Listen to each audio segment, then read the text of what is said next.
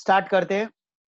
Next, case 4, transfer of shares and security.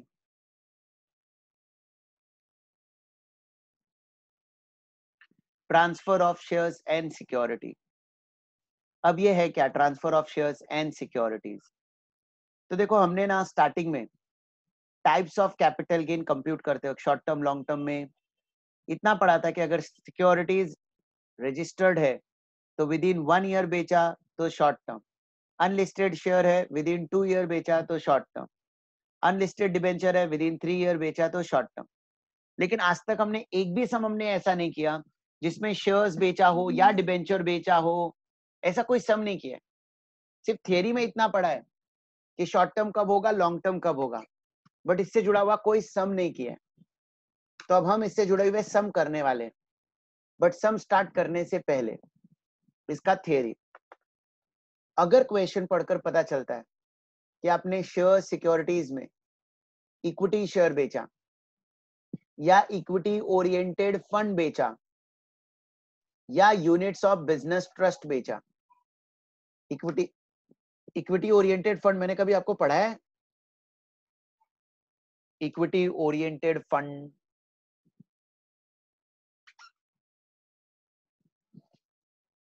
Equity oriented fund मैंने कभी पढ़ा है आपको? हाँ, मुझे मालूम ही था, नो बोलोगे, नालायक।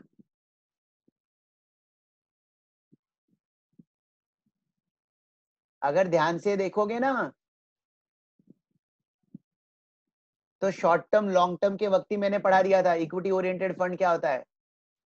विद इन 1 ईयर में देखो मैंने लिखा था यूनिट्स ऑफ यूटीआई और equity oriented fund when 65% or more funds are invested in equity share, then such fund is known as equity oriented fund. अच्छा है, जो अपने को याद नहीं है सीधा बिल फाड़ देने का, सर आपने तो पढ़ाया ही नहीं तो अपने को कैसे आएगा? ऐसे एग्जाम में होता है, जब अपने को कुछ आता नहीं ना तो पूरा प्रोफेसर के ऊपर बिल फाड़ देते हैं। ये हम क्या करें, क्लास में तो पढ़ाया ही नहीं था। चलो ठीक है, आगे बढ़ते हैं। सो इक्विटी ओरिएंटेड फंड मतलब ऐसा फंड जिसमें मेजर अमाउंट इक्विटी शेयर्स में इन्वेस्ट किया जाता है, ऐसे फंड को कहते हैं इक्विटी ओरिएंटेड फंड। तो अगर आपने बेचा, क्या बेचा? ट्रांसफर ऑफ इक्विटी शेयर और इक्विटी ओरिएंटेड फंड। आपने इक्विटी शेयर बेचा या इक्विटी ओरिएंटेड फंड या units of business trust, units of business trust. अब question rise, units of business trust क्या होता है? तो वापस में पहले आपको पूछ लूं, ये मैंने पढ़ाया है या नहीं? यूनिट्स ऑफ बिजनेस ट्रस्ट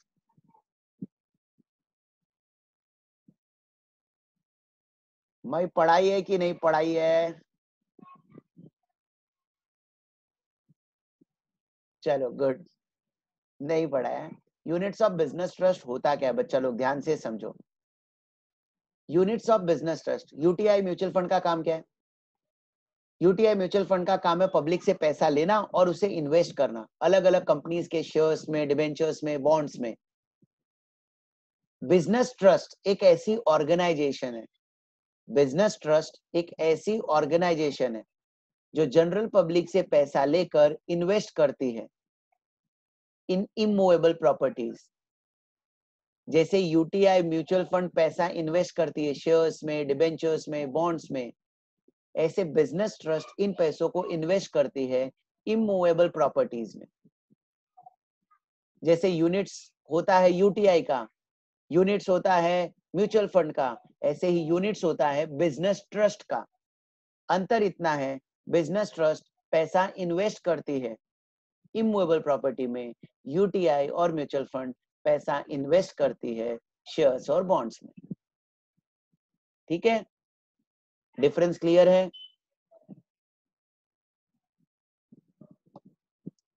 जल्दी बोलो।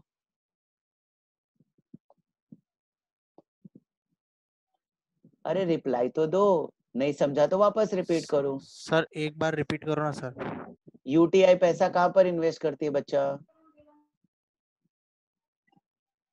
कंपनी के शेयर्स में, डिबेंचर्स में, बॉन्ड्स में। यूटीआई म्यूचुअल फंड का यही काम है, वो शेयर्स, डिबेंचर, बॉन्ड्स में पैसा इन्वेस्ट करते हैं।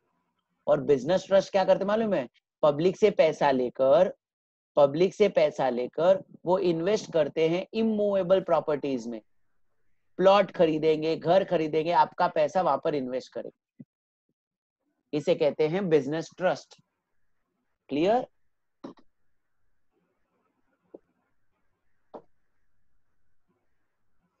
तो अगर आपने बेचा, क्या बेचा? इक्विटी शेयर बेचा, या आपने इक्विटी ओरिएंटेड फंड बेचा, या आपने यूनिट्स ऑफ बिजनेस ट्रस्ट बेचा, तो क्वेश्चन पढ़कर पता करेंगे कैसे बेचा। कैसे बेचा?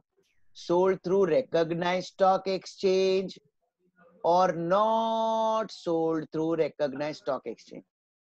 कैसे बेचा? रिकॉग्नाइज्ड स्टॉक एक्सचेंज के थ्रू बेचा या रिकॉग्नाइज्ड स्टॉक एक्सचेंज के थ्रू नहीं बेचा? अगर क्वेश्चन पढ़कर पता चलता है रिकॉग्नाइज्ड स्टॉक एक्सचेंज के थ्रू बेचा, मतलब स्टॉक एक्सचेंज में आपने बेचा। दोनों में डिफरेंस बता देता हूं। मान लो स्टॉक एक्सचेंज में रेट चल रहा है 45 रुपीज शेयर्स का, और मुझे मेरे शेयर 45 में ही बेचने हैं, तो मेरे पास दो ऑप्शन है। स्टॉक एक्सचेंज में कोई भी बायर जो खरीद रहा है उसको बेच दूं, या दूसरा ऑप्शन ऐसा समझो, मालपानी सर को मेरे शेयर खरीदने और मैं मेरा शेयर मालपानी सर को ही बेचना चाहता हूं। तो जब मैं स्टॉक एक्सचेंज के थ्रू बेचूंगा ना, I don't know who is a buyer, तो मेरा तो कोई भी शेयर खरीद लेगा, और मुझे मेरे शेयर स्पेसिफिकली मालपानी सर को ही बेचने हैं। तो ना कंपनी का एक ट्रांसफर फॉर्म आता है, वो ट्रांसफर फॉर्म में मैं सारा डिटेल मालपानी सर का भरूंगा, और सारा डिटेल भरकर मालपानी सर के नाम पर शेयर ट्रांसफर कर दूंगा। इन दैट केस मैंने स्टॉक एक्सचेंज में शेयर नहीं बेचा, मैंने शेयर्स बेचा not through recognised stock exchange. कौन है ये? हिटी प्रो, क्या नाम है?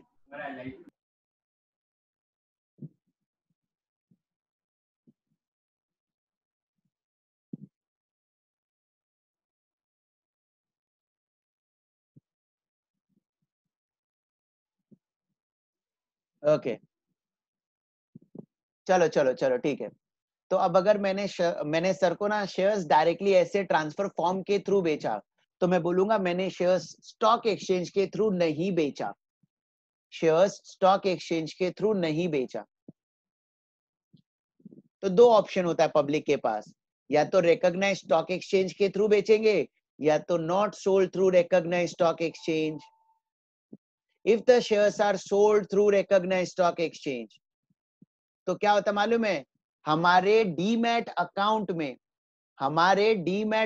में पैसे आने से पहले सिक्योरिटी ट्रांजैक्शन टैक्स डिडक्ट हो जाता है। हमारे डीमैट अकाउंट में पैसे आने से पहले सिक्योरिटी ट्रांजैक्शन टैक्स डिडक्ट हो जाता है। जैसे गवर्नमेंट गुड्स पर टैक्स लेती है ना, सर्विस पर टैक्स लेती है, ऐसे जब आप शेयर्स वगैरह स्टॉक एक्सचेंज पर बेचोगे, equity share, equity oriented fund और बिजनेस ट्रस्ट, तो उसके बेचने पर गवर्नमेंट सिक्योरिटी ट्रांजैक्शन टैक्स लेती है, security transaction tax. So if STT is paid, तो गवर्नमेंट खुश हो रही है, वेरी गुड, तूने एसटीटी पे किया ना। और अगर तूने गेन लॉन्ग टर्म के लिए रखा, लॉन्ग टर्म, तो तेरा गेन हम पूरी तरह से एग्जेम्प्ट कर देंगे under section 1038। Long term capital gain अगर हुआ, long term capital gain on transfer of shares, equity share, equity oriented fund, business trust through recognized stock exchange, when security transaction tax is paid, then entire long term capital gain is exempt under section 1038। मतलब यहां पर government दो चीज को promote कर रही है। पहला, शेयर रिकॉग्नाइज्ड स्टॉक एक्सचेंज के थ्रू बेचो। Second, gain long term nature का होना चाहिए।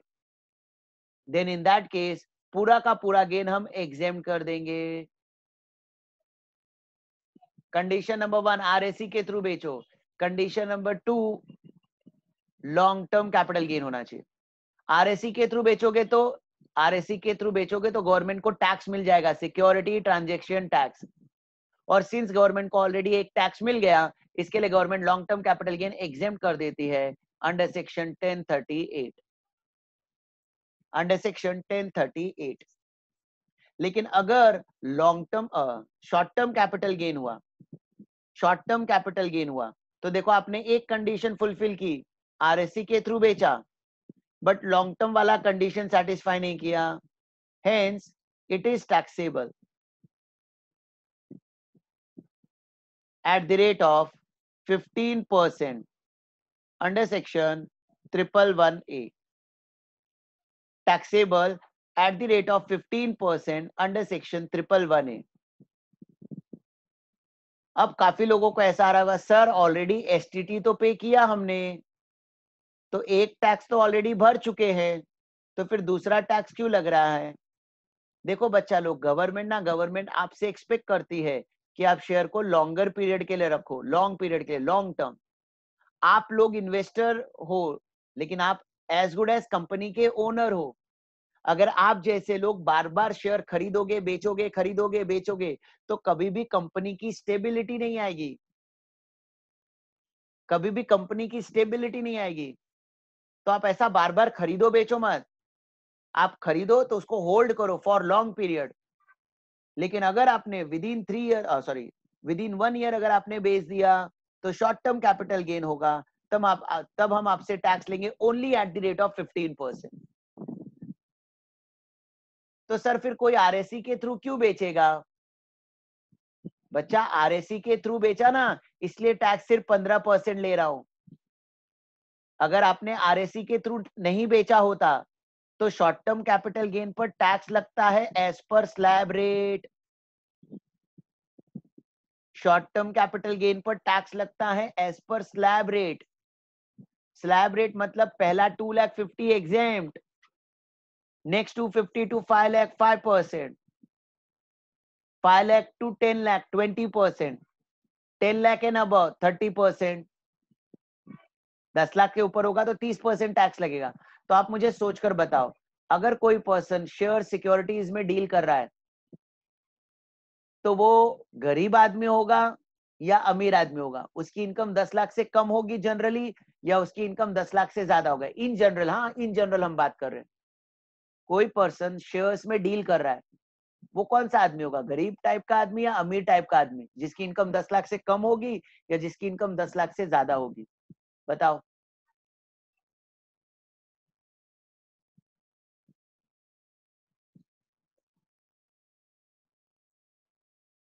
तो बच्चा लोग, ऐसे लोगों का टैक्स स्लैब रेट के हिसाब से 30% में जाता है।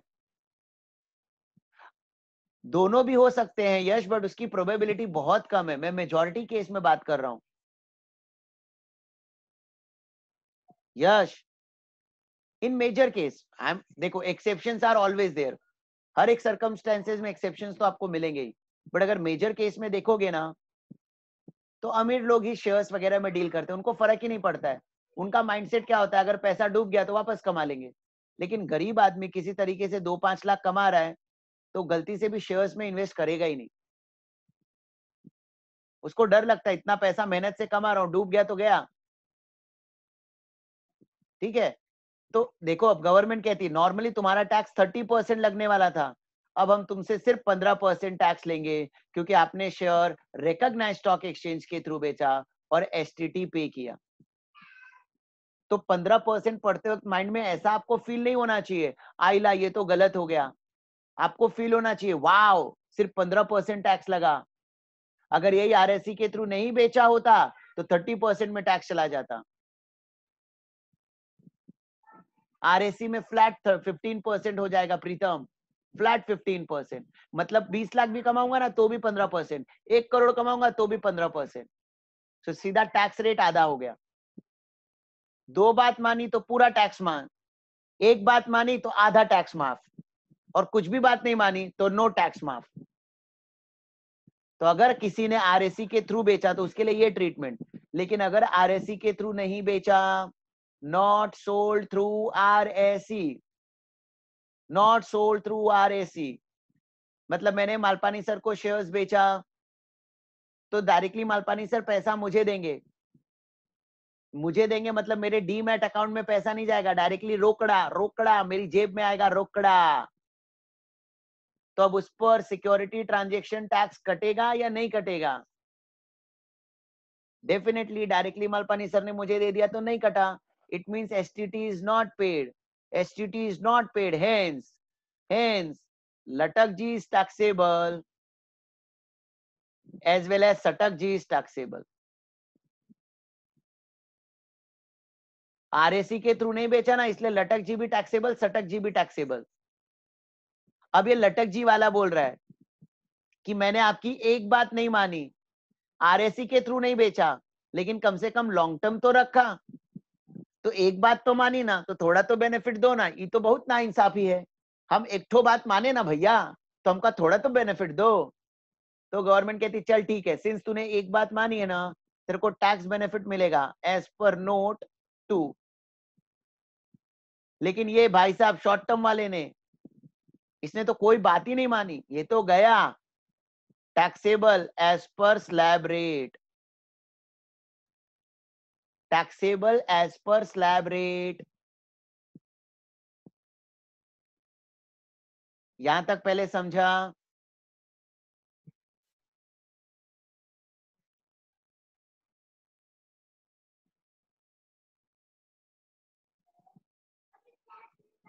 और अच्छा कर, अब अगर अदर सिक्योरिटी बेचा, other than equity share, equity oriented fund और units of business trust,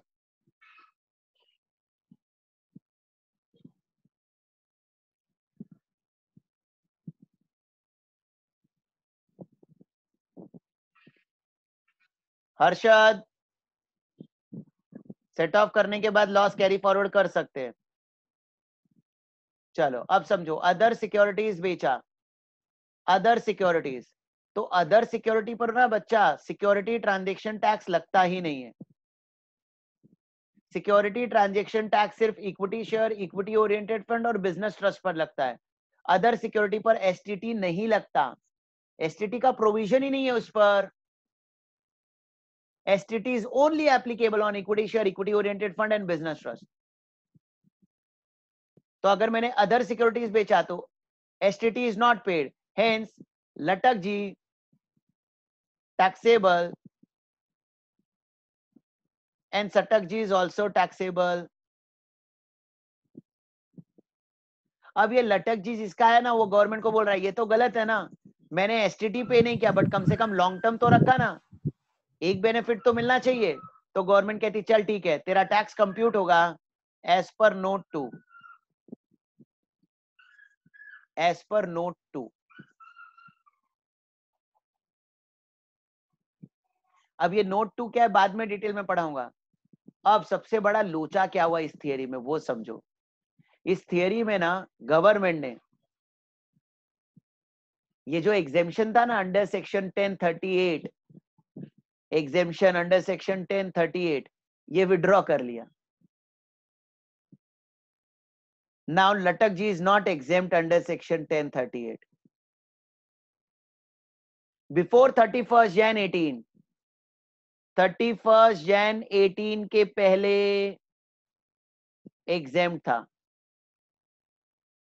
31 Jan 18 के पहले एग्जेम्प्ट था, बट 1 फरवरी को बजट आया, बजट।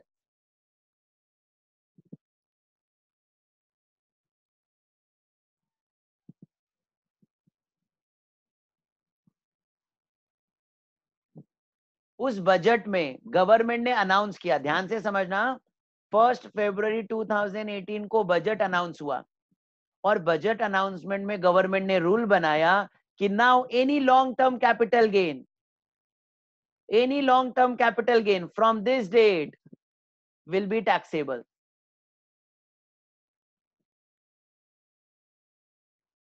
31 जैन 18 तक, उसके पहले तक it was exempt under section 1038। Suddenly 1 फरवरी 18 को बजट आया, अनाउंसमेंट होता है, नाउ इट इज टैक्सेबल।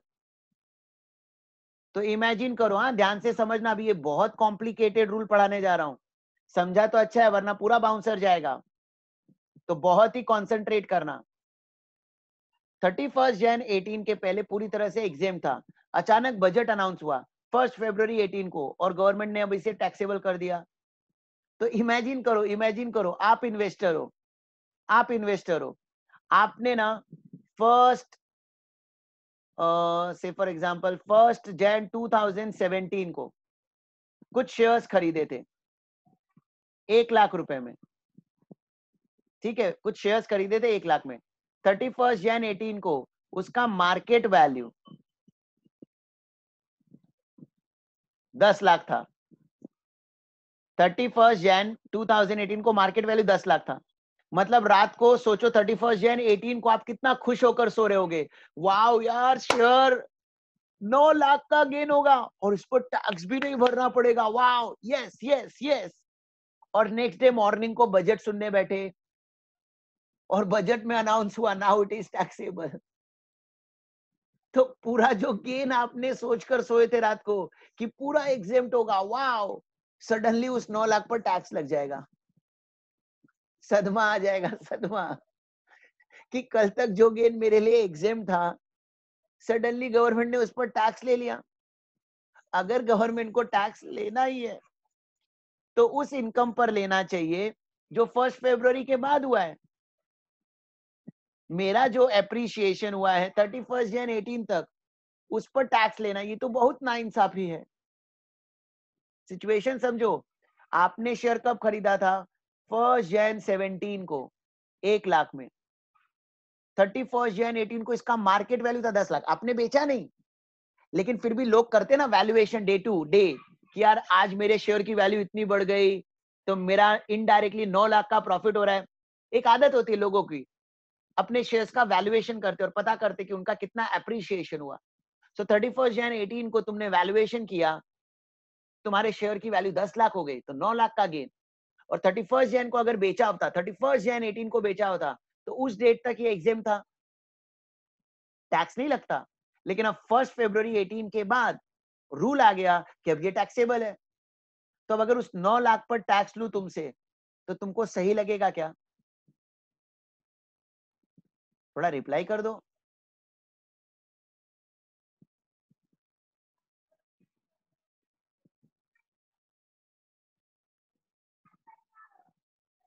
तो अब गवर्नमेंट ने ना ये अमेंडमेंट करते वक्त बहुत सारी चीजों का प्रिकॉशन लिया है, ध्यान से समझना। गवर्नमेंट ने नो डाउट टैक्सेबल बोला है, बट समझो, तुमने ये शेयर जो 1 लाख में खरीदा था 31 अगस्त 2019 में बेच दिया फॉर रुपीज 12 लाख। तुमने खरीदा था 1 लाख में, बेचा 12 लाख में, कितना गेन हुआ? फिलहाल इंडेक्स इग्नोर करो ना 2 मिनट के लिए, इग्नोर इंडेक्स बेनिफिट। कितना गेन हुआ? 11 लाख। कहीं ना कहीं मैं कह सकता हूं ये 11 लाख में से 9 लाख का जो गेन था वो 31 जन 18 के पहले का था। 11 लाख में से 9 लाख का गेन 31 जन 18 के पहले का था। तो उस 9 लाख पर मुझे टैक्स भरना चाहिए या नहीं?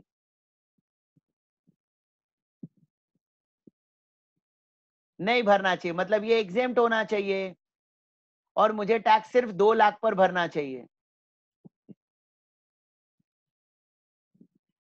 क्योंकि ये 2 लाख का जो गेन है अमेंडमेंट के बाद क्या, ठीक है ना, जिस दिन से रूल आया उसके बाद का गेन टैक्सेबल होना चाहिए। लेकिन मेरे अमेंडमेंट के पहले का कोई अप्रिसिएशन है तो उस पर मैं टैक्स क्यों भरूं? इसलिए गवर्नमेंट ने अब computation of capital gain compute कराते वक्त यहां पर सीओए का रूल क्या बना दिया, देखो, COA will be equal to cost और FMV on 31st Jan 18, whichever is higher. Cost और FMV on 31st Jan, whichever is higher. तो cost कितना? 1 lakh. Fair market value 10 lakh. So whichever is higher, 10 lakh. Now this 10 lakh to be compared with selling price 12 lakh. तो 10 और 12 difference 2 lakh आ जाएगा। which will be taxable. Government ये 9 लाख पर tax न ले, इसके लिए गवर्नमेंट ने ऐसा रूल बना दिया। खत्म नहीं हुआ अभी, ये एक पार्ट मैंने सिखाया, यहां तक समझा? सर ये थोड़ा अभी जो लास्ट में सिखा ना वो एक्सप्लेन करो ना, कॉस्ट ऑफ असेट्स वाला नेट बंद हो गया था। 11 लाख पहले ये जो आया था इसका बाइफरकेशन समझा था? हाँ सर। इसमें से 9 लाख तो 31 जन 18 के पहले का गेन है। हाँ। तो उस पर तो एक्चुअली टैक्स भरना ही नहीं चाहिए, सिर्फ 2 लाख पर भरना चाहिए। ओके। तो गवर्नमेंट ने क्या बोला, आप अपने कॉस्ट को मार्केट वैल्यू से कंपेयर करो, whichever is higher your is your COA। Okay. हाँ, लेकिन अब समझो, हाँ सिचुएशन हटा रहा हूँ, थोड़ी बहुत सिचुएशन चेंज कर रहा हूँ।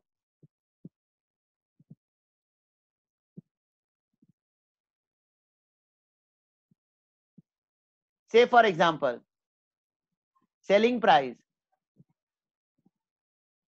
सिंस देखो मार्केट में जब कोई गेन टैक्सेबल हो जाता है ना, इन्वेस्टर कम हो जाते हैं, इन्वेस्टर कम हो जाते हैं, उनको क्या लगता है कि यार अब इस पर भी टैक्स लगेगा तो कहीं और इन्वेस्ट करते हैं। तो सिंस आफ्टर बजट मार्केट में इन्वेस्टर कम हो गए, अब मार्केट वैल्यू इसकी कम होती गई और फाइनली हमने अपना ये डिबेंचर या शेयर्स जो भी था इसे 9 लाख में बेच दिया, 9 लाख में बेच दिया, 9 लाख में बेच दिया। तो अब मुझे बताओ गेन कितना हुआ, गेन कितना हुआ? इग्नोरिंग जो अभी मैंने रूल बताया था, कॉस्ट और FMV whichever is higher, ignore करो वो रूल। नॉर्मल अगर कैपिटल गेन की बात करूं तो कितना आया?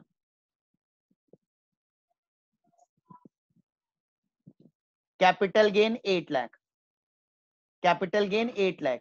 लेकिन अगर गवर्नमेंट ने जो रूल बनाया वो फॉलो करे, COA will be equal to cost और FMV whichever is higher, तो COA 10 लाख हो जाएगा। इन दैट केस मुझे कैपिटल लॉस दिखाई देगा 1 लाख का।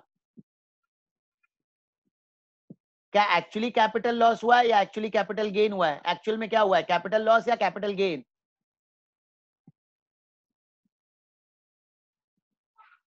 मतलब अगर मैं ये रूल अप्लाई करूंगा, ये वाला जो रूल मैंने सिखाया, तो इसमें कैपिटल लॉस दिखाई देगा, जबकि कैपिटल लॉस तो हुआ नहीं है।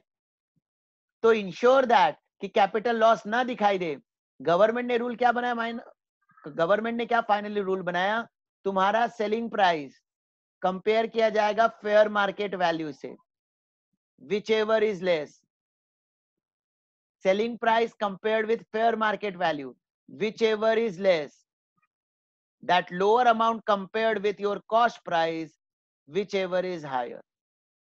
बहुत कॉम्प्लिकेटेड है, समझना अच्छे से। Selling price 9 lakh, fair market value 10 lakh, whichever is less 9 lakh compared with your cost price 1 lakh, so your COA will be 9 lakh.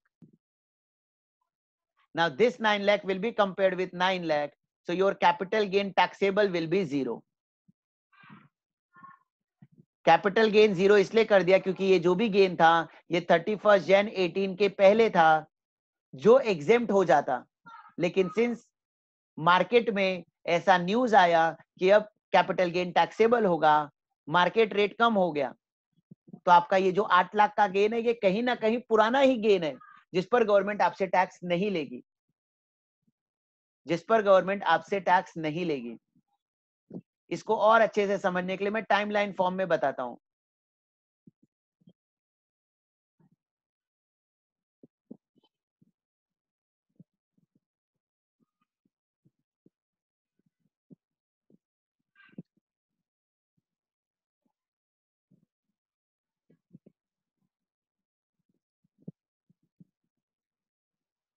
से फॉर एग्जाम्पल तुमने यहां पर कहीं पर शेयर परचेज किया था फॉर ₹5 लाख, जिसका फेयर मार्केट वैल्यू इस डेट पर आते आते 12 लाख हो गया था। आपने ये शेयर 1 अगस्त 2019 को बेच दिया 20 लाख में, तो तुम्हारा एक्चुअल गेन देखूंगा, एक्चुअल गेन तो 15 लाख का गेन हुआ है, इग्नोरिंग इंडेक्स बेनिफिट। लेकिन इसमें से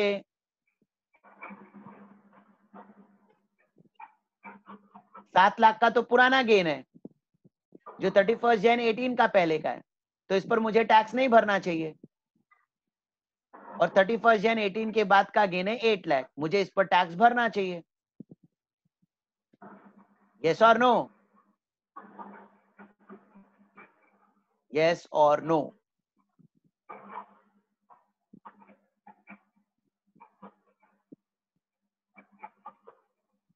तो अब ये 8 लाख टैक्सेबल निकालने के लिए गवर्नमेंट ने फॉर्मूला बना दिया, selling price compared with fair market value, whichever is less, that lower amount compared with cost price, whichever is higher, वो आपका COA बन जाएगा। तो इसी एग्जांपल में देखो, selling price 20 lakh compared with fair market value 12 lakh, whichever is less 12 lakh compared with your cost 5 lakh, तो COA 12 lakh. तो अब कैपिटल गेन निकालते वक्त FVOC will be 20 lakh minus COA 12 lakh, so gain 8 lakh। आ गया ना?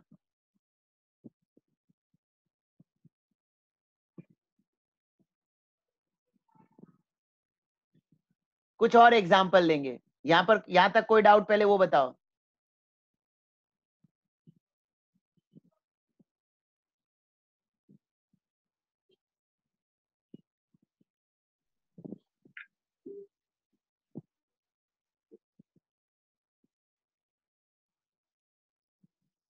से फॉर एग्जांपल, शेयर हमने खरीदा था 5 लाख में, फेयर मार्केट वैल्यू है 12 लाख, बट हमने उसको बेचा 10 लाख में। तो 5 लाख से 10 लाख, एक्चुअली कैपिटल गेन हुआ है 5 लाख का। अब ये जो भी कैपिटल गेन हुआ है ना बच्चा, ये एक्चुअली 31 जन 18 के पहले का ही मानना पड़ेगा, क्योंकि उसके बाद तो वैल्यू कम हो गई। तो ये जो कैपिटल गेन हुआ है ये पुराना गेन हुआ है, मुझे इस पर टैक्स भरना ही नहीं चाहिए, पूरा एग्जेम्प्ट होना चाहिए, टैक्सेबल अमाउंट 0 होना चाहिए। तो टैक्सेबल 0 आने के लिए ये फॉर्मूला देखो, selling price 10 lakh compared with fair market value 12 lakh, which ever is less 10 lakh, compared with cost 5 lakh, whichever is higher 5 lakh, sorry, whichever is higher 10 lakh, whichever is highest 10 lakh. So now FVOC 10 lakh minus COA 10 lakh.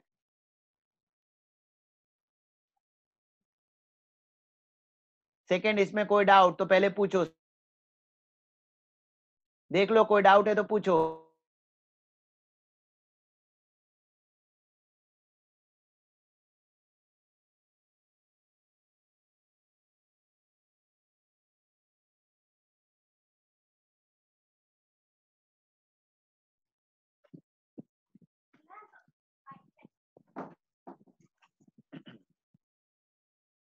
ठीक है, third and last example.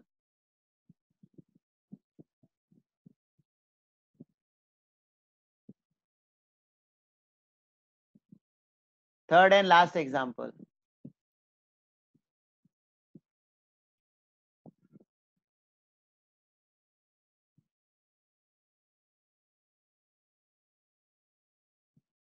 बेचकर profit हुआ या loss?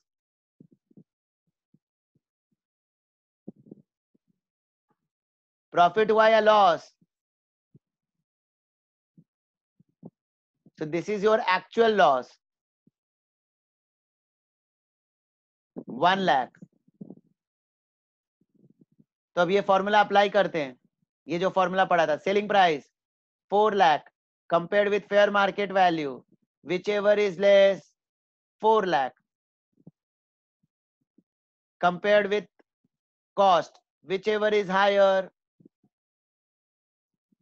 तो COA 5 lakh आ जाएगा। अब capital gain निकालते वक्त FVOC 4 lakh minus COA 5 lakh, so 1 lakh का लॉस। ये रूल बनाते हुए गवर्नमेंट ने सारे प्रिकॉशंस ध्यान में रखे हैं, सारी चीजें ध्यान में रखी है कि क्या क्या प्रोबेबिलिटीज हो सकती है। सो जब जब शेयर 31 जन 18 के पहले खरीदा हो, जब जब शेयर 31 जन 18 के पहले खरीदा हो, तो COA is equal to selling price और FMV whichever is less, that lower amount compared with cost price whichever is higher. But if shares are acquired after 31st Jan 18, COA is equal to cost, that is nothing but a purchase price.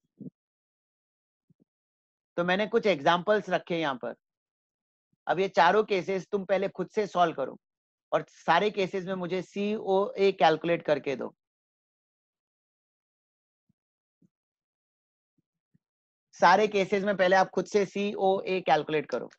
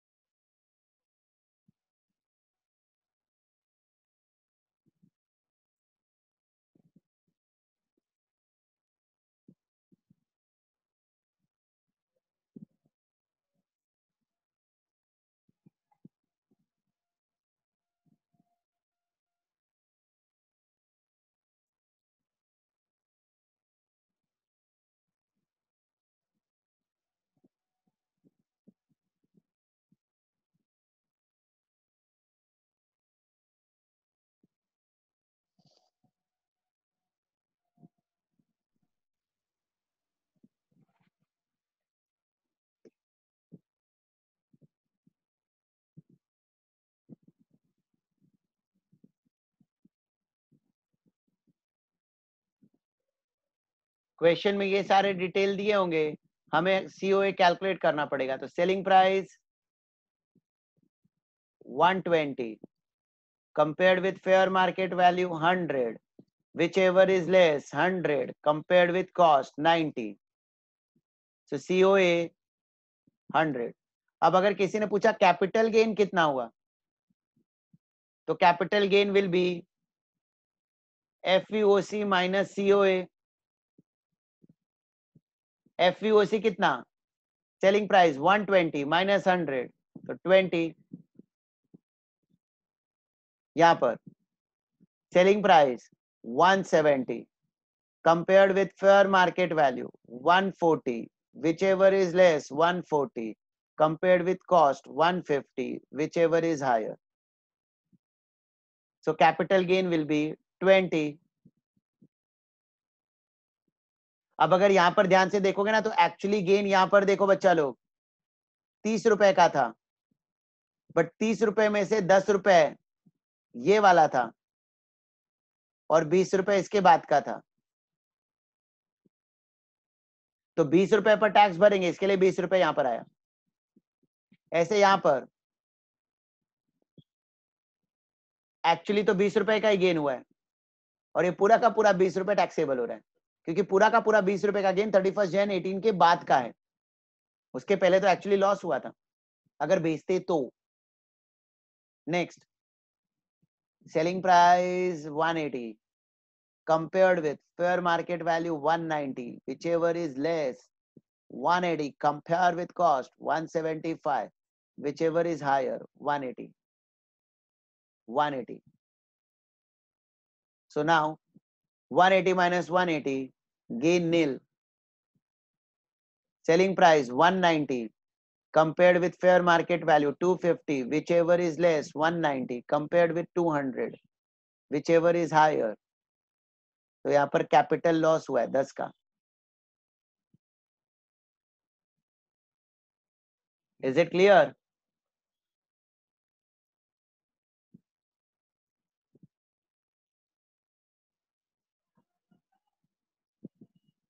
So finally ये COA निकालने के बाद अब capital gain कैसे compute करेंगे? तो बच्चा capital gain compute करते वक्त ये format, tax on long term capital gain. तो पहले फुल वैल्यू ऑफ कंसिडरेशन लेना, selling price minus transfer expense, it will give you net consideration, minus cost of acquisition. कैसे कैलकुलेट करना है कॉस्ट ऑफ एक्विजिशन? वो यहां पर मैंने लिखा है स्टार मार्क देकर. अब इसमें सिंस इतना बेनिफिट दिया है ना, हेंस गवर्नमेंट इंडेक्स बेनिफिट नहीं देती. सिंस ऑलरेडी गवर्नमेंट ने आपको ऑप्शन दिया 31 जन 18 का मार्केट वैल्यू लो, तो अब government even if it is long term index into index करते थे ना, इनटू इंडेक्स अपॉन इंडेक्स, वो यहां पर नहीं मिलेगा. गेन तो लॉन्ग टर्म ही होगा बट इंडेक्स का बेनिफिट नहीं मिलेगा. इंडेक्स का बेनिफिट नहीं मिलेगा कंपलसरी. यहां पर इंडेक्स का बेनिफिट विड्रॉ कर लिया गया है. फिर जो गेन आएगा उस गेन में से पहला 1 लाख अभी भी एग्जेम्प्ट होगा. गेन में से पहला 1 लाख एग्जेम्प्ट और बचा हुआ टैक्सेबल होगा at the rate of 10% under section 112A. मतलब मान लो ये वाले एग्जांपल में ये सब रुपीज इन लैक्स है, अज्यूमिंग रुपीज इन लैक्स है, तो इस 20 लाख में से 1 लाख एग्जेम्प्ट हो जाएगा और बैलेंस 19 लाख पर टैक्स लगेगा एट द रेट ऑफ 10%. ये जो गेन निकाला ना 20 लाख, इसमें से 1 लाख एग्जेम्प्ट, बचा हुआ 19 लाख पर टैक्स लगेगा at the rate of 10%. Flat rate, यहां पर भी अब स्लैब रेट अप्लाई नहीं होगा, फ्लैट 10%. नॉर्मली लॉन्ग टर्म पर फ्लैट 20% लगता है, लेकिन अगर ये सारी क्राइटेरिया सेटिस्फाई हुई तो सिर्फ 10% टैक्स लगेगा. Is it clear? और रिबेट भी नहीं मिलेगा. अब रिबेट क्या होता है ये मैं तुमको टैक्स लायबिलिटी टॉपिक में सिखाऊंगा. टैक्स लायबिलिटी, इसके बाद मैं वही टॉपिक सिखाने वाला हूं. अभी रिबेट के बारे में कुछ बोलूंगा तो समझेगा भी नहीं, सिर्फ अभी लिख कर रख लेना, no rebate is allowed. So final conclusion, अगर sold through recognised stock exchange हुआ, एसटीडी पेड हुआ, तो long term capital gain is taxable, but taxable as per note 1. अब नोट 1 क्या कहता है? तो नोट 1 का यहां पर मैंने थियरी डिटेल में दिया है. नोट 1, टैक्स ऑन लटक जीव एसटीटी इज पेड, उसमें कॉस्ट ऑफ एक्विजिशन कैसे आएगा फिर उसका डिटेल यहां पर दिया है. क्लियर? अब आप कॉपी करो और कुछ नहीं समझाए तो पूछो.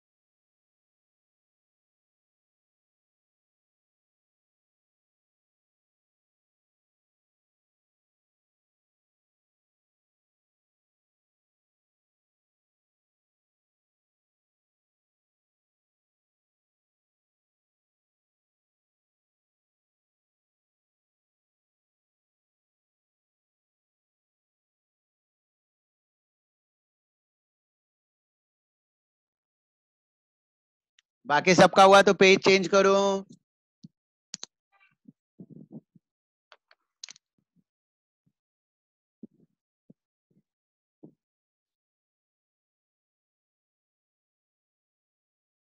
Yes, as per slab rate, other security का taxable slab rate.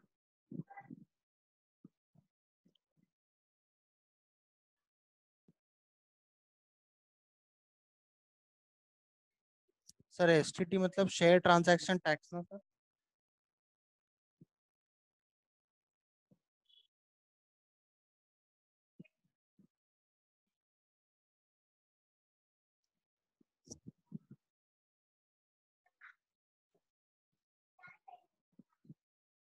Security transaction tax, STT का full form security transaction tax.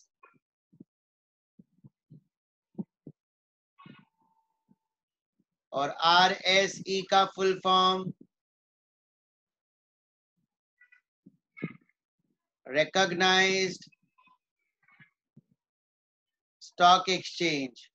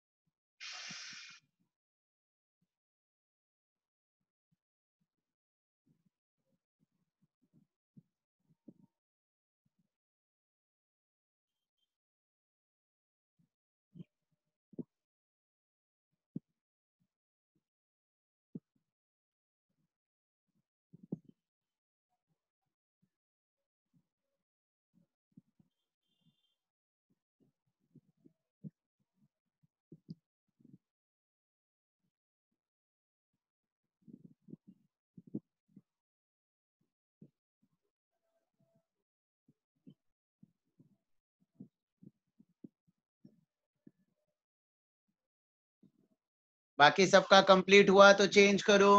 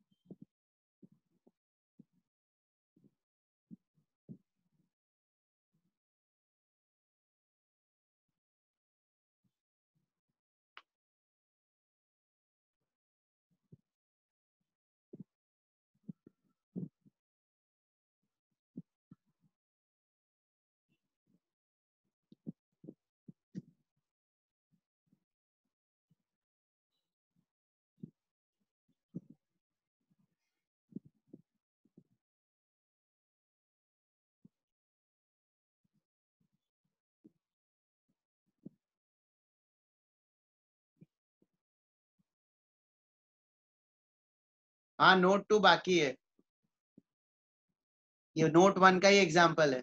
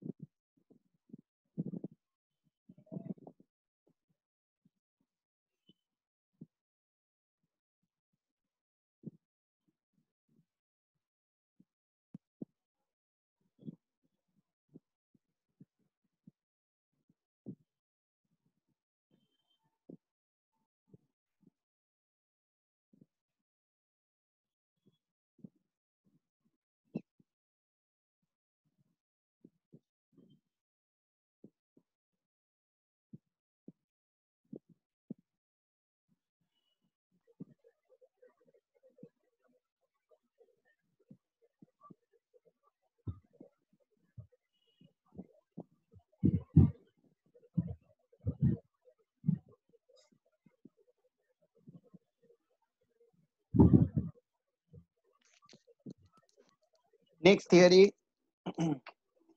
tax on long-term capital gain if STT is not paid. If STT is not paid, so if STT is not paid ना, तो ICIC government को बोल रहा है यार मैंने एक तो बात मानी ना आपकी, कम से कम लॉन्ग पीरियड के लिए तो शेयर मैंने रखा ना, तो कुछ तो बेनिफिट मिलना चाहिए। तो गवर्नमेंट कह रही चल तूने सिंस गवर्नमेंट के कहने पर लॉन्ग टर्म के लिए रखा, तो गवर्नमेंट 20 के बदले तेरे से 10% टैक्स लेगी, लेकिन 20% और 10% दोनों में इतना डिफरेंस रखेंगे कि अगर तेरे को 10% का बेनिफिट चाहिए तो इंडेक्स का बेनिफिट नहीं मिलेगा। कौन है यार ये? अब्दुल वाहिद, बंद करो बेटा।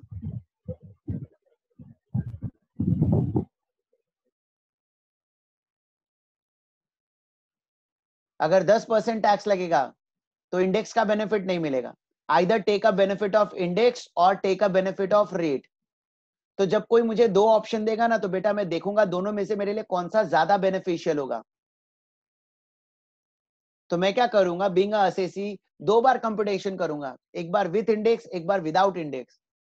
विथ इंडेक्स 20% टैक्स निकालूंगा, विदाउट इंडेक्स 10% निकालूंगा, दोनों में कंपेयर करूंगा, जो लोअर होगा बेस्ड ऑन दैट मैं गवर्नमेंट को टैक्स पे करूंगा। This benefit is given only for long term capital gain if STT is not paid, if STT is not paid. Write down. Note number 2.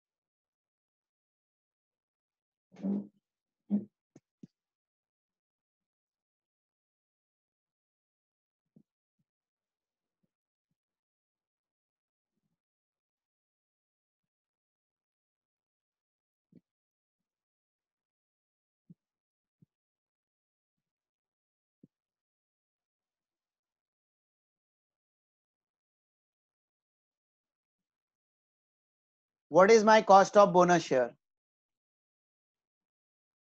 Cost of bonus share.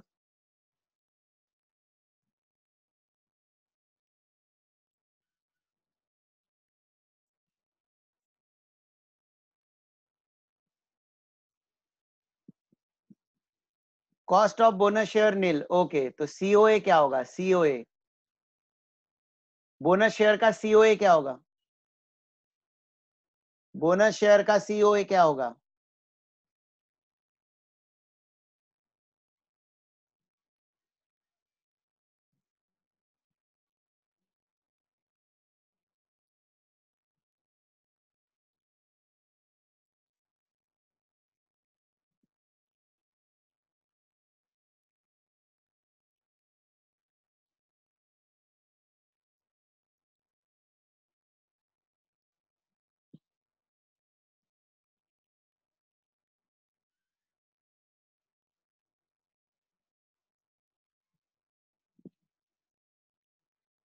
चलो ध्यान से समझो, bonus share का cost नील होता है, तो COA भी नील ही होगा।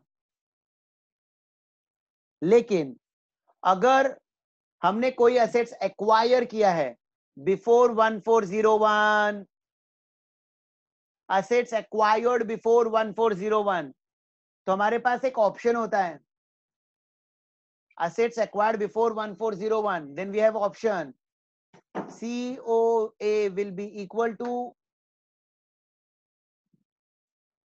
cost of bonus, which is nil, compared with fair market value on 1401, whichever is higher, whichever is higher. अगर बोनस 1401 के पहले मिला है, so COA will be equal to cost of bonus, which is nil, compared with fair market value on 1401, whichever is higher. But if the bonus share has been received after 1401, then COA is equal to nil. COA is equal to nil. Bonus share कब मिला है वो देखना है आपको, before 1401 और after 1401. Before 1401, COA is equal to cost of bonus or fair market value, whichever is higher. Bonus share received after 1401, we don't have any option. COA is equal to nil. COA is equal to nil.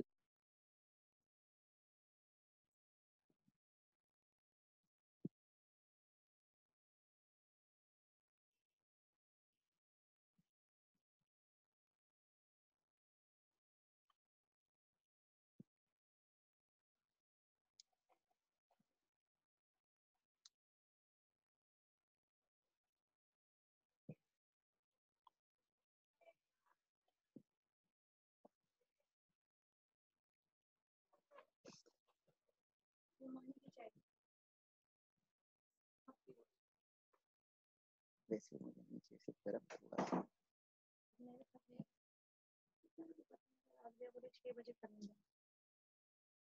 साढ़े मेरे mobile में दे दीजिए, late and finish करो, ये मैं वापस से मेरे को ये चाहिए।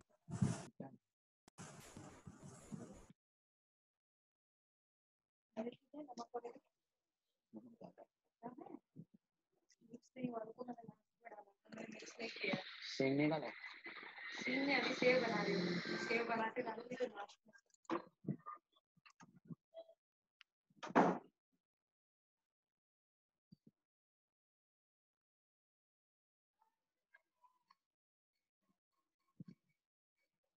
नोट नंबर 4,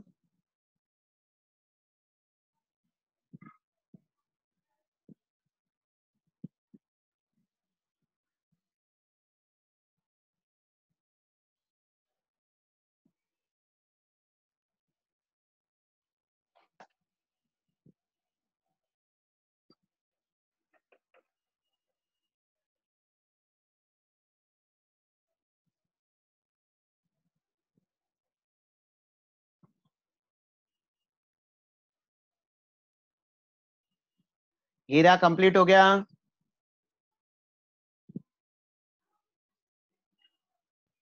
हो गया sir.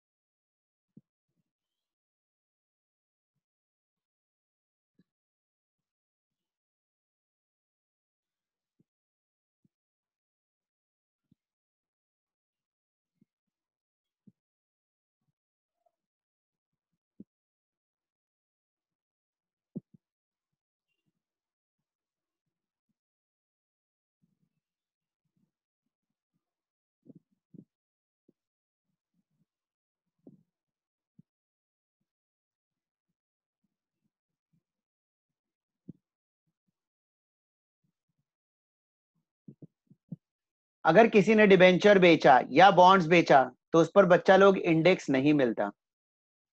On transfer of debenture and bond index is not allowed. Generally long term होता है तो हम इंडेक्स देते हैं। क्यों लॉन्ग टर्म पर हम इंडेक्स क्यों देते हैं? रीजन क्या बताया था मैंने? इन्फ्लेशन।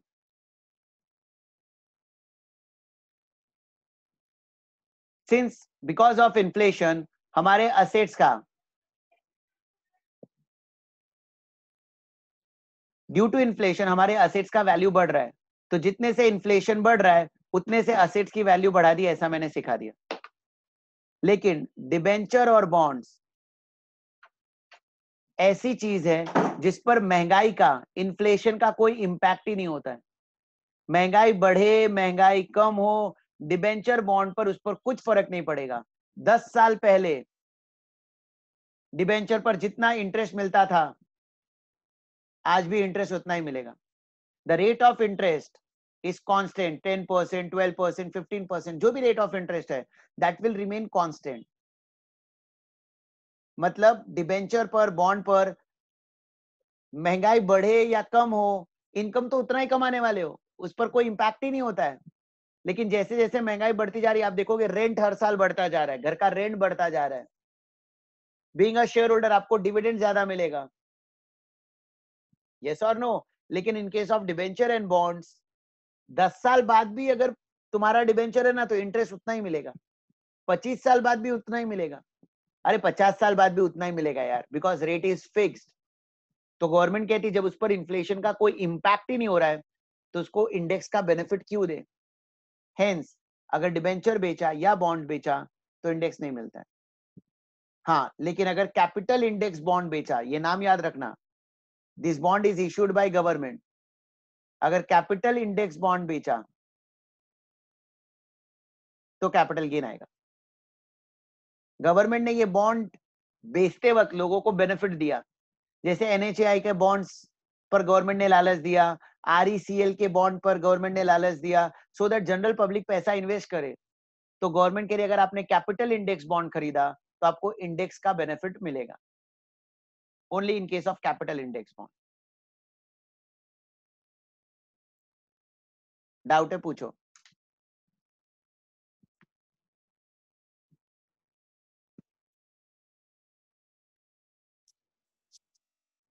सर डिबेंचर और बॉन्ड का तो जितना हमने भरा है उतना ही पैसा वापस आएगा ना, या तो ज्यादा से ज्यादा प्रीमियम पे आएगा, तो सर कैपिटल गेन वैसे भी नहीं होगा। हो गया ना, तूने बोला ना प्रीमियम पर आएगा, तो हो गया ना प्रीमियम। हाँ सिर्फ प्रीमियम का आएगा ना सर। हाँ तो बस उसमें ज्यादा एप्रिसिएशन होता भी नहीं ना। Okay okay. तो किसी ने 20 साल पहले खरीदा था डिबेंचर, आज अगर इंडेक्स का बेनिफिट ले तो प्रीमियम वाला प्रॉफिट भी नहीं दिखाई देगा, इनफैक्ट लॉस दिखाई देगा। हाँ सर।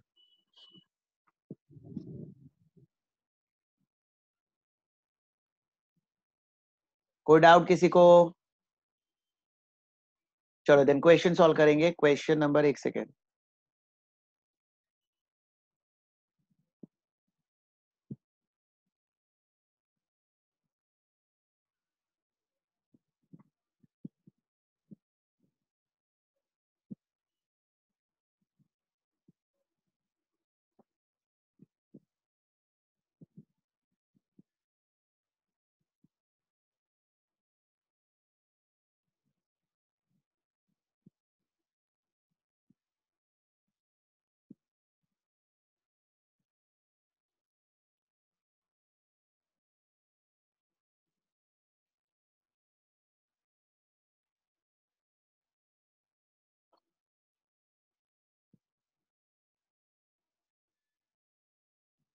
क्वेश्चन नंबर 29 पर चलो।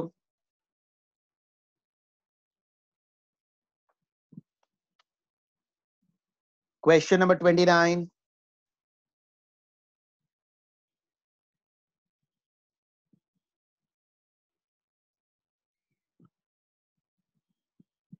Information.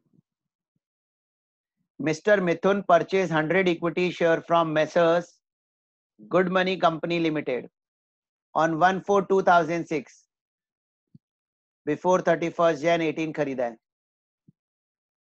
at a rate of 1000 per share in a public issue of the company by paying security transaction tax. Equity share है और परचेज करते वक्त एसटीटी पे किया है। अगर आपको थियरी याद हो तो मैंने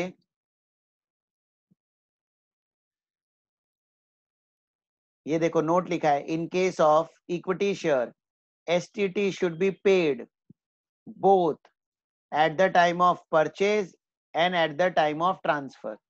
तो अपना क्वेश्चन जो पढ़ रहे परचेज के टाइम का तो मिल गया, आगे दिया है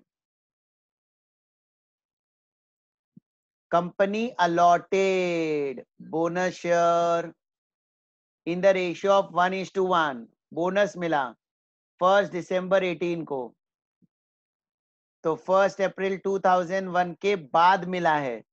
so COA is equal to nil, COA nil, और एक पर एक मिला है मतलब 100 शेयर मिलेगा। He has also received dividend of 10 per share on 1st May 19। Dividend received from Indian companies exempt under income from other sources under section 1034। वो बाकी है, क्या बाकी है?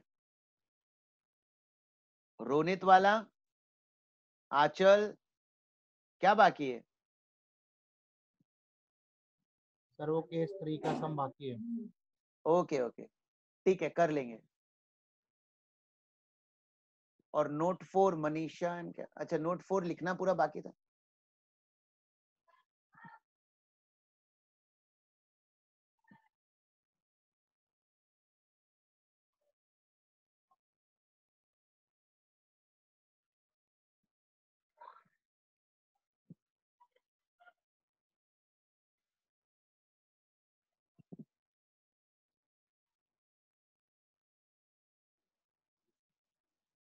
जल्दी screenshot low.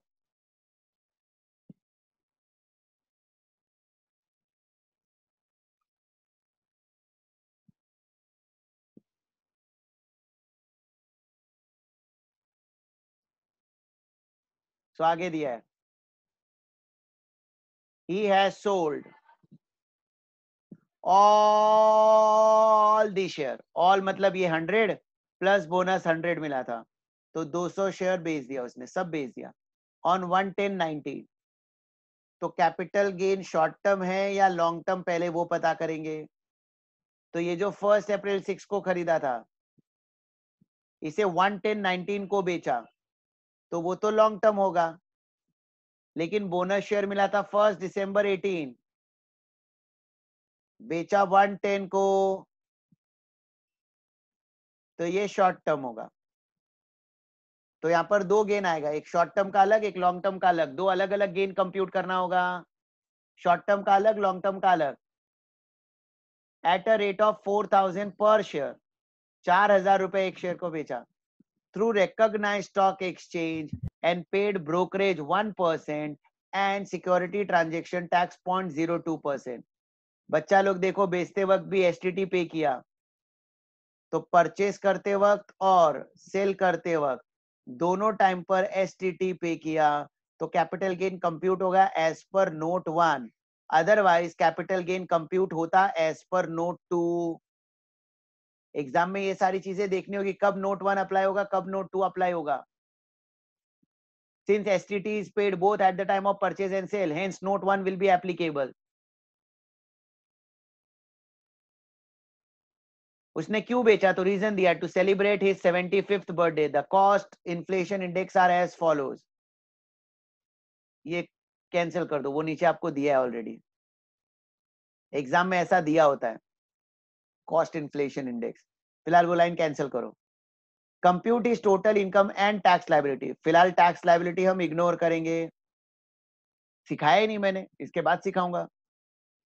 For assessment year 2021, assuming that he is having no income other than given above, fair market value of the share, fair market value of the share of Good Money Company Limited on 31st Jan 18 is 2000। Fair market value मिल गया 31st Jan 18 का। तो सबसे पहले COA compare करेंगे, calculation of COA, selling price और fair market value, whichever is less compared with cost, whichever is higher। selling price 4000, fair market value 2000, whichever is less 2000 compared with cost 1000, so COA 2000। COA 2000।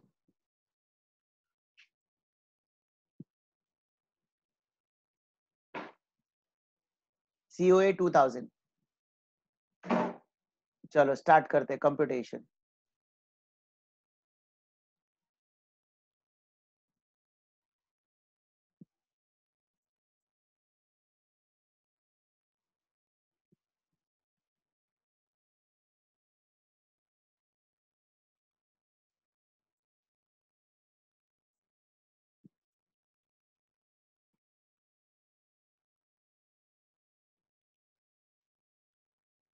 Computation of capital gain।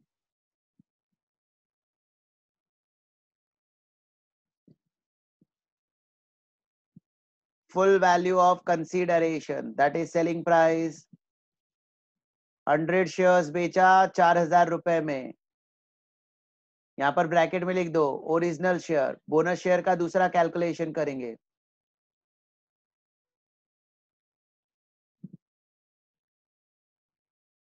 नहीं, purchase के time अगर नहीं होगा तो note 1 apply नहीं होगा बच्चा प्रीतम।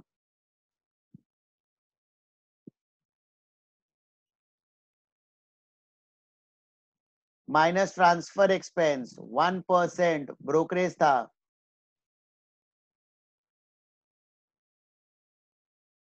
Net consideration 3,96,000 minus, यहां पर इंडेक्स लॉन्ग टर्म पर नॉर्मली मिलता है, बट नोट 1 में लिखा है इंडेक्स नहीं मिलेगा,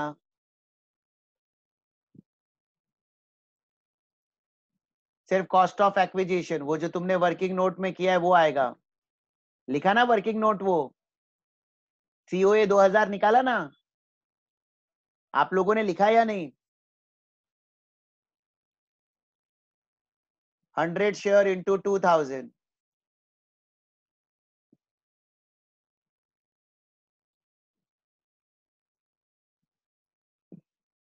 लॉन्ग टर्म कैपिटल गेन 1,96,000।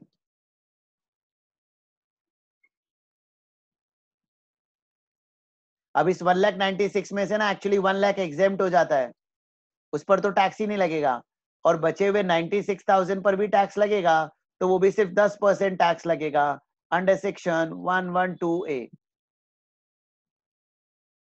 ये पहला कंप्यूटेशन कंप्लीट हुआ।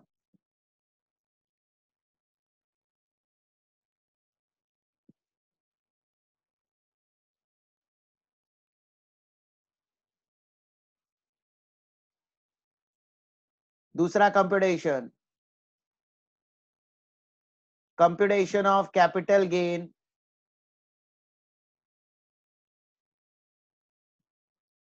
On sale of bonus share,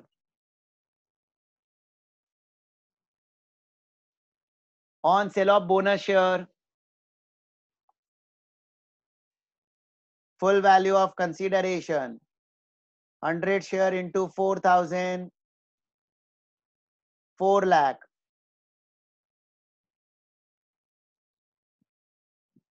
less transfer expense 4 lakh का 1%, 4,000, net consideration 3,96,000 minus COA nil because share has been received after 1401. Satak ji 3,96,000. Satak ji 3,96,000.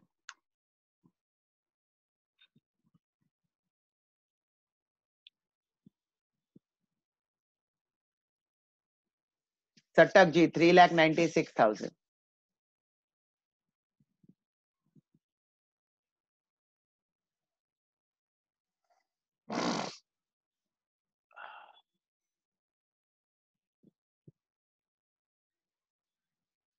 कौनो doubt बा तो पूछ ले है भैया, शर्माया जिन। सर ये 1 लाख और 96,000 मतलब अलग अलग कैसे किया सर, वो समझा नहीं मेरे को। कौन बोल रहा है? सर यश। यहाँ देखो, ये देखो, जितना लॉन्ग टर्म गेन आएगा ना उसका पहला अप टू 1 लाख एग्जेम्प्ट हो जाता है। Okay okay sir. क्लियर है अभी? हाँ हाँ। तो 196 में से 1 लाख एग्जेम्प्ट हो जाएगा, इस पर टैक्स नहीं लगेगा, बचे हुए 96 पर 10% टैक्स लगेगा। Okay sir.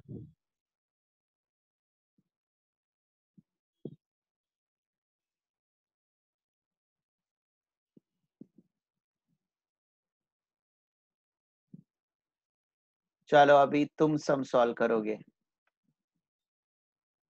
क्वेश्चन नंबर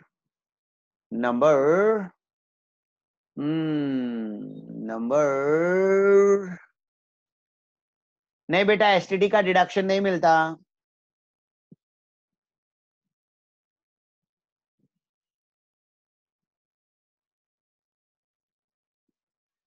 चलो क्वेश्चन नंबर 27 देखते हैं। Question number 27, Miss Usha purchased 1,000 equity share in X Limited, unlisted company. Unlisted पढ़ते ही माइंड में आना चाहिए, नोट 2, कहानी खत्म। अनलिस्टेड है ना, तो आरएससी के थ्रू कभी बेच ही नहीं सकता, और आरएससी के थ्रू नहीं बेचेगा तो STT not paid, STT not paid तो नोट टू, सिंपल। तो वो सब जो सिखाया था मैंने वो सब पागलपन यहाँ पर अप्लाई होगा ही नहीं 31 जन 18 के पहले, 31 जन 18 वो सब मांगता ही नहीं हमने, हट हटा। At a cost of 30 per share, brokerage 1% इन जनवरी 96। अब जनवरी 96 आ गया, मतलब 1401 के पहले वापस option, option cost compared with fair market value on 1401 वाला, 31 जन 18 वाला नहीं, 1401 वाला। हे भगवान, कब 31 जन 18, कब फर्स्ट, अरे यार 1 अप्रैल 01 के पहले का तो रूल पहले से हम पढ़ते आ रहे हैं। कोई भी असेट्स 1401 के पहले का होगा तो अपने पास ऑप्शन होगा, कॉस्ट और एफएमवी विचएवर इज हायर, तो वो तो रूल अप्लाई करना ही पड़ेगा ना। अरे समझी कि ना?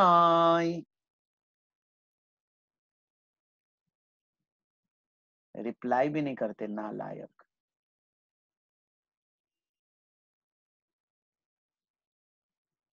चलो 1000 था, 100 बोनस शेयर मिला इन अगस्त 2000। ओ हो, अगस्त 2000, बिफोर 1401 बोनस मिला, बिफोर 1401, बिफोर 1401।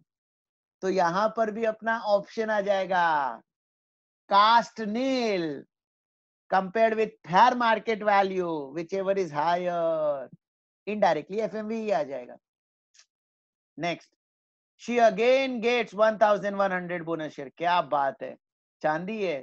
पहले बोनस 100 मिला, अब और 1100 बोनस शेयर मिला by virtue of her holding on February 2007, February 7 after 1401, so COA is equal to nil।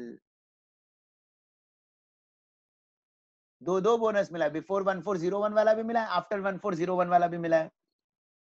फिर दिया है fair market value of share on 1 April 01 is ₹80, FMV मिल गया। On 1 January 2020, she transferred all her share at 200 per share। बच्चा सारे share बेच दिया, मतलब ओरिजिनल प्लस बोनस, ओरिजिनल भी बेच डाला प्लस बोनस भी बेच डाला। अब देखो ओरिजिनल ये जनवरी में खरीदा था तो वो लॉन्ग टर्म है, बोनस जो 2000 ईयर में मिला था वो भी लॉन्ग टर्म है, और जो 2007 में मिला था वो भी लॉन्ग टर्म है। सारा लॉन्ग टर्म है, सारा लॉन्ग टर्म है, सारा लॉन्ग टर्म है। तो मैं 3 कंप्यूटेशन करके टाइम वेस्ट काय को करेगा, अपन एक ही कैलकुलेशन करेगा, एक ही कैलकुलेशन, एक साथ सारा कैलकुलेशन, बिकॉज सबके सब लॉन्ग टर्म ही है। ब्रोकरेज पे किया है 2%, transfer expense, compute the capital gain taxable in the hands of miss Usha. चलो ठीक है, उसका टैक्सेबल इनकम कंप्यूट करते हैं अपन लोग।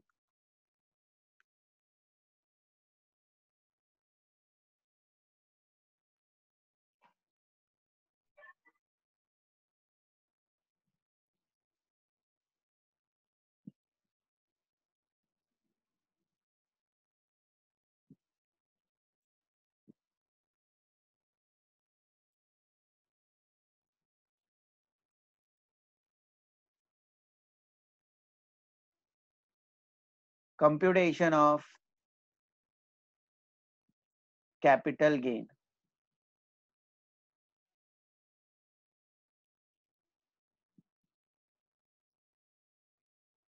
computation of capital gain।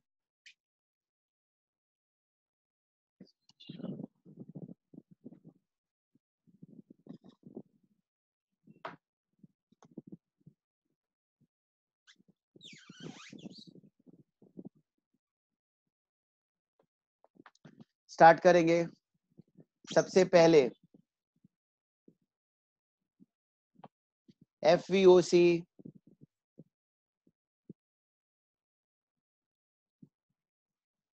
Full value of consideration, कितने शेयर्स बेचे?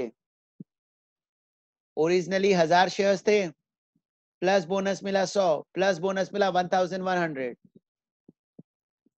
So 2,200 shares into 200 रुपए में बेचा, so total 4,40,000 minus transfer expense 2% of 4,40,000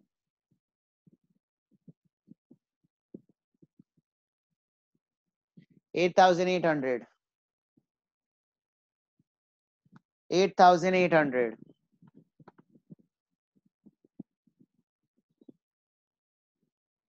so net consideration will be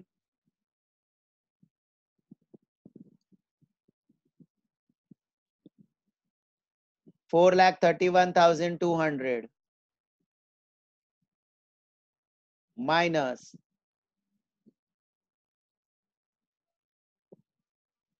indexed cost of acquisition.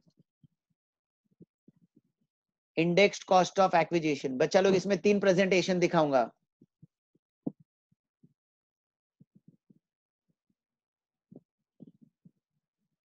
पहले ओरिजिनल शेयर का कैलकुलेशन. Original share.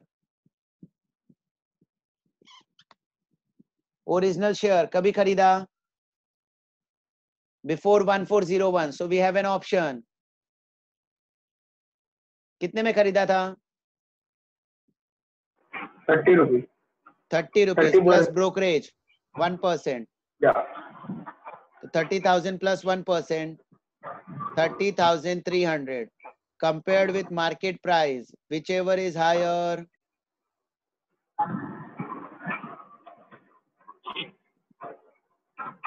So 80,000 लेंगे. 80,000 into index upon index. 80,000 into index upon index.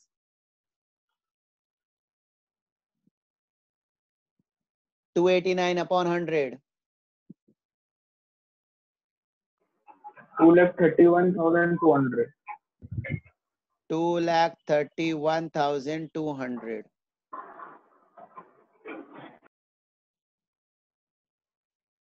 Bonus share received before 1401. ऐसा bonus share जो हमें 1401 के पहले मिला, उसका cost originally nil but compared with market value 100 into 80. 100 into 80. Whichever is higher, that is 8,000 into 289 upon 100.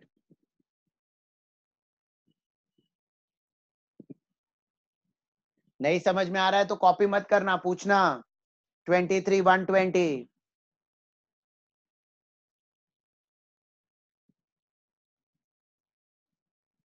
And last,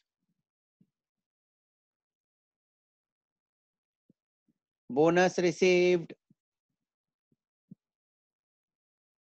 after 1401.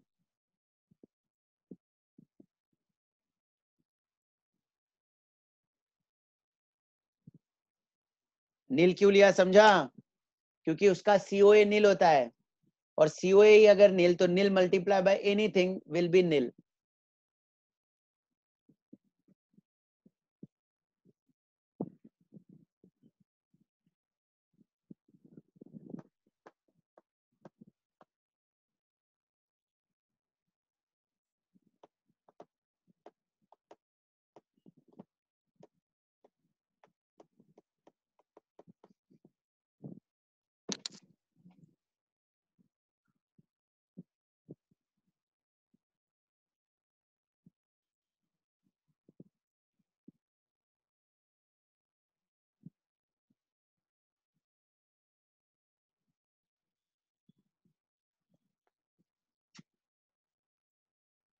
सो 176,880 ऐसा दो लोगों ने आंसर दिया.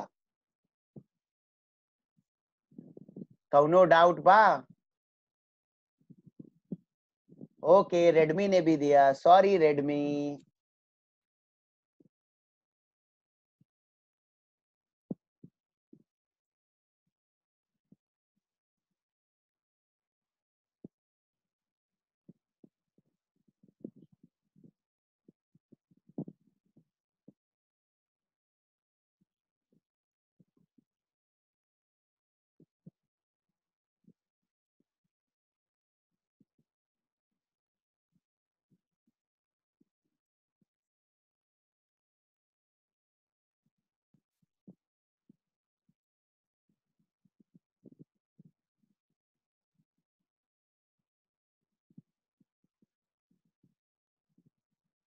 मैंने कुछ होमवर्क भी दिया था शायद आप लोगों को,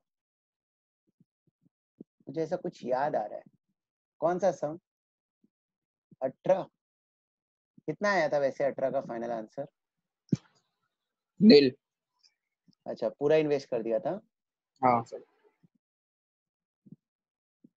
ग्रॉस लटक जी कितना था?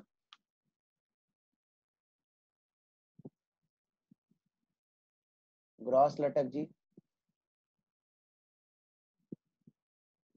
2,81,000। ओके, चलो फिर क्वेश्चन नंबर 19 कर लेते हैं। Last sum for the day, question number 19। Question number 19। कुछ लोग मुझे कह रहे थे सर लास्ट टाइम 4 फीचर वाला सम नहीं कराया, तो उनका कष्ट भी दूर कर दूं। Question number 19। Mr. X was supposed to sell his property to Mr. Y, for which he took advance of 50,000 on 10 June 2019. रे एडवांस कब लिया है? बिफोर 1414 या आफ्टर 1414? 1414 के पहले या 1414 के बाद? आफ्टर। तो आफ्टर अगर है और 4 फीचर हुआ तो टैक्सेबल होगा इफॉस में। तो देखो आगे दिया, however mister Y backed out and the sale did not materialised and hence mister X forfeited advance of 50,000 रुपए। The property was finally sold to Mr. Z for rupees 60 lakh on 25th March 20। Finally ये property बेच दिया 60 लाख में 25 मार्च 20 को। Compute the amount of capital gain assuming that the property was purchased during 0607। तो वो जो 50,000 जो 4 फीचर है ना, उसका हम नोट लिखेंगे, that will be taxable under the head IFOS. और जो नॉर्मल कैपिटल गेन कंप्यूट करते हैं ना, वैसे कंप्यूटेशन दिखा देंगे। Write down, write down. Question number 19।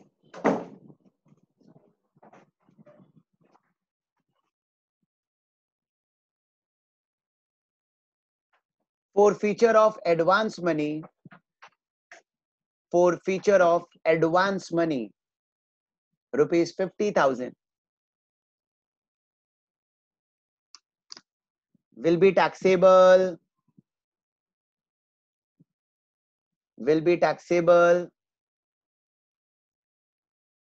under the head IFOS।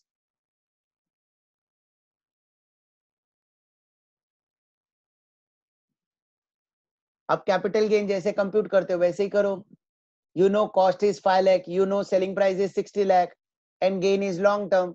Normal capital gain compute करो, कोई मचमची नहीं है, एकदम फटाफट रपा रप लसा लस कंप्यूट कर डालो।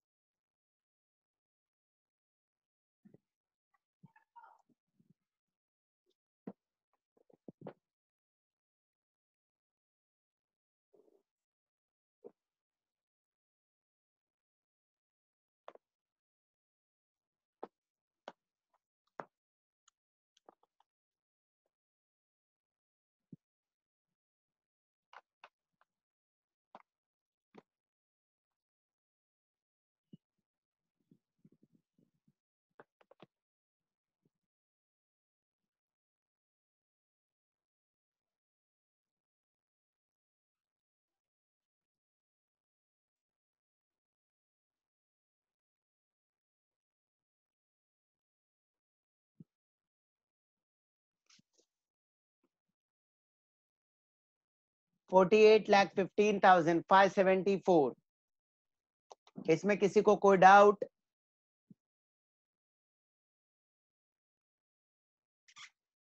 Okay, then tata, bye bye. My next lecture will be mostly on Monday. मैं आपको संडे तक फाइनल टाइम टेबल बता दूंगा. Bye bye. Bye bye.